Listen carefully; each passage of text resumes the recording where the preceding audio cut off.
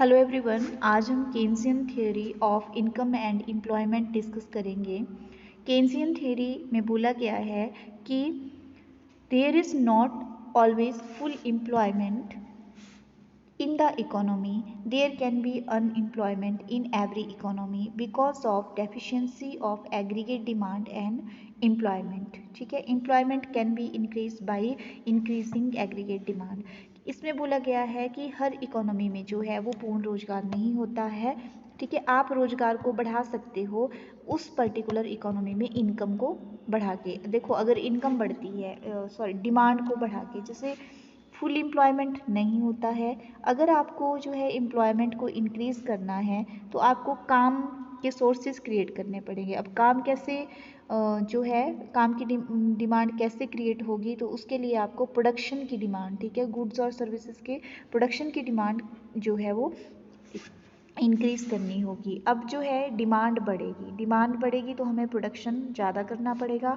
Production ज़्यादा करना पड़ेगा तो उसके लिए हमें लेबर की या लोगों की ज़रूरत भी ज़्यादा होगी। तो मीन्स डिमांड के बढ़ने से जो है एम्प्लॉयमेंट को बढ़ाया जा सकता है। एग्रीगेट डिमांड क्या होती है? It comprised demand of two types. First है डिमांड फॉर कंजम्पशन गुड्स और डिमांड फॉर इन्वेस्टमेंट गुड्स। ठीक है, कंजम्पशन गुड्स मीन्स खाने पीने की वस्तुओं की जो डिमांड है उसको बढ़ाना, और इन्वेस्टमेंट गुड्स को बढ़ाना जिससे हमें इन्वेस्टमेंट करके प्रोजेक्ट में पैसा लगा के जो है वो फर्दर रिटर्न आती है।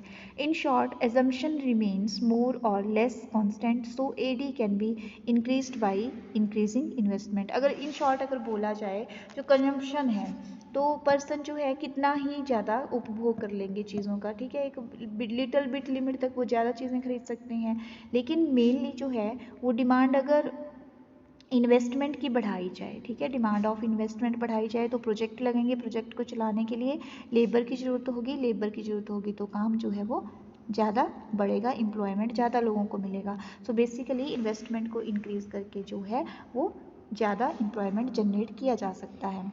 फर्दर बात करते हैं एजम्पशंस की। तो इस थ्योरी के कुछ एजम्पशंस हैं। फर्स्ट है शॉर्ट पीरियड के लिए इम्प्लीमेंट होती है, परफेक्ट कंपटीशन में इम्प्लीमेंट होती है, इकोनॉमी क्लोज्ड होनी चाहिए, अदर कंट्रीज़ के साथ इम्पोर्ट एक्सपोर्ट नहीं होना चाहिए। उसके बाद है ignores the role of government as spender. Government का कोई रोल नहीं है कि गवर्नमेंट हम लोगों से टैक्स जो है इकट्ठा करती है और उसको हम लोगों की वेलफेयर पे खर्च करती है। नेक्स्ट है डिमिनिशिंग मार्जिनल प्रोडक्टिविटी। उसके बाद labour is only factor of production. इसमें जो है ये बोला गया है कि लेबर से ही काम होता है, प्रोडक्शन होता है। लेबर हैज़ मनी इल्यूजन, ठीक है, money also acts as store of value, no time gap, no waste of imperial fact.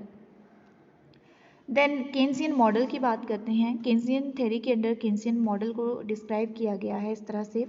हमारे पास नेशनल इनकम होती है, ठीक है, नेशनल इनकम जो है वो क्रिएट करती है इफेक्टिव डिमांड। जो इनकम से डिमांड क्रिएट हुई तो दो तरह की डिमांड क्रिएट होती है।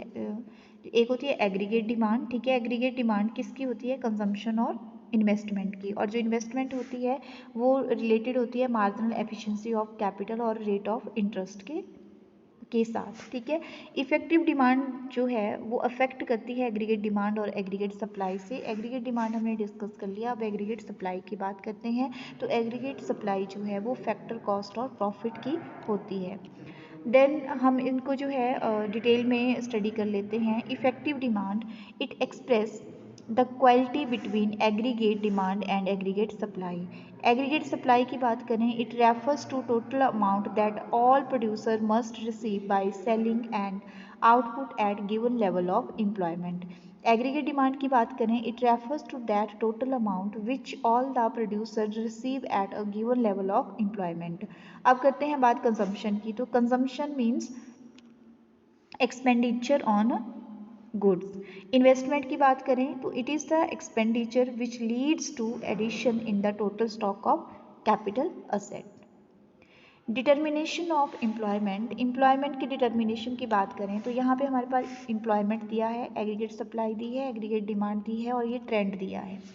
अब देखिए, जब डिमांड जो है 60 गुड्स की थी तो यहाँ पे कोई सप्लाई नहीं की गई है। जैसे डिमांड बढ़ती है 100 हुई तो हमने 60 यूनिट प्रोड्यूस कर दिए तो 10 लोगों को रोज़गार मिल गया। डिमांड जो है 120 हुई तो हमने जो है सप्लाई कर दी 90 गुड्स की, फिर 20 लोगों को रोज़गार मिल गया। 140 पे हमने 120 जो है सप्लाई की और 30 लोगों को एम्प्लॉयमेंट मिला। इस तरह से आप ट्रेंड देख रहे हो, यहाँ तक क्या है राइज हुआ है। लेकिन जब डिमांड जो है 180 की हुई, ठीक है, तो हमने क्या किया कि 180 की ही सप्लाई कर दी, क्योंकि अब हमारा काम अच्छे से चल पड़ा है तो 50 लोगों को रोज़गार मिल रहा है। अब यहाँ पे हम इक्विलिब्रियम में जो है पहुँच गए हैं। जब इक्विलिब्रियम की सिचुएशन में हम पहुँच जाते हैं तो हमारी डिमांड जो है वो कम होने लग जाती है। अब देखिए हमारी डिमांड जो है पहले 20 बढ़ रही थी, अब 10 बढ़ी, 190 हुई, आगे भी 10 बढ़ी, तो इसमें जो है फॉल आना शुरू हो गया है।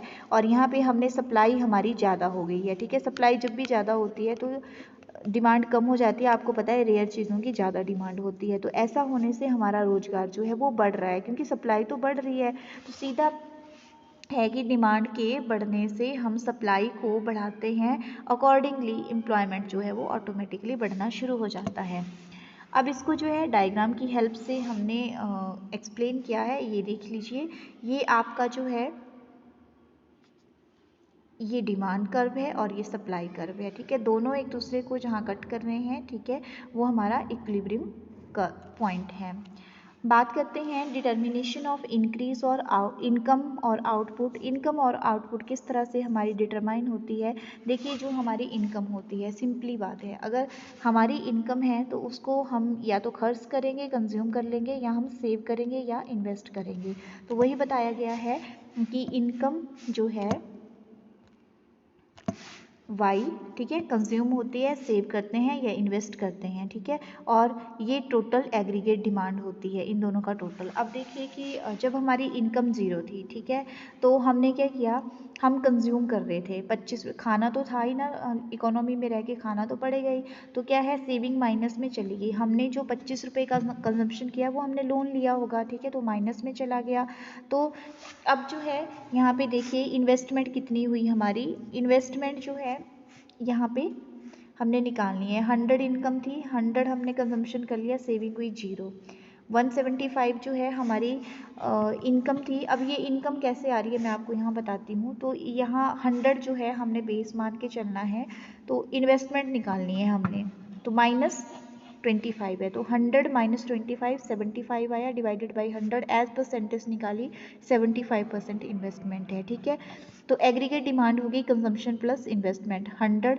फिर ये जो 100 है एग्रीगेट डिमांड जो है ये हमारी इनकम बन गई, तो 100 यहाँ आया, ठीक है। फिर इस 100 से जो है कंजम्पशन हमने 100 का ही कर लिया, ठीक है, तो ये हमारी इनकम 0 हो गई। अब क्या है, यहाँ देखिए कि ये 100 है पिछली हमारी डिमांड और 75 इन्वेस्टमेंट और आई। इन्वेस्टमेंट हम मान के चल रहे हैं कि हमारी 75 है, ठीक है। 75 देखो ये 175 हो गया।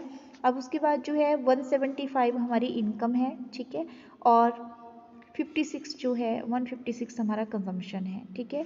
तो 19 हमारी सेविंग है। अब देख लीजिए कि इन दोनों का टोटल 175 होता है, ठीक है।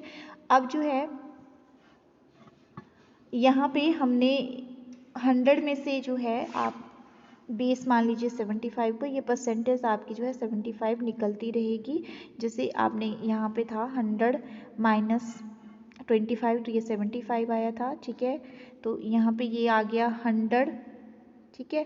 156 - 100, तो यहाँ पे ये 56 आ गया, डिवाइडेड बाई 75, ये जो पिछला बेस है आपका इससे डिवाइड किया, तो इस तरह से ये वैल्यू आपके पास आ रही है। क्लियर।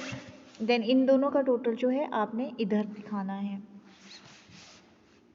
उसके बाद हम बात करते हैं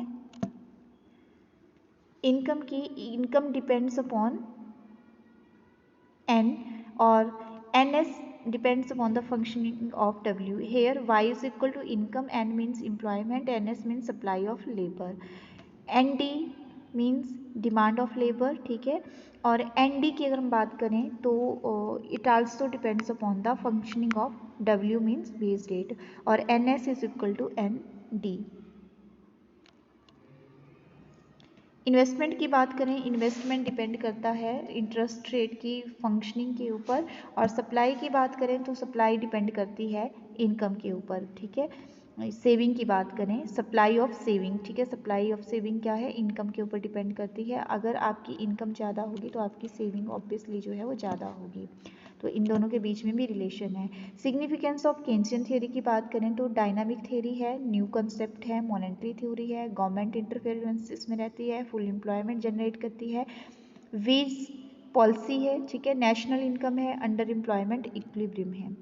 criticism of Keynesian theory static theory है, ठीक है, इसकी देन अनरियलिस्टिक अजम्पशंस हैं, एक जनरल थ्योरी नहीं है, लिमिटेड एप्लीकेशंस हैं इसकी, ठीक है, और not a pure monetary concept.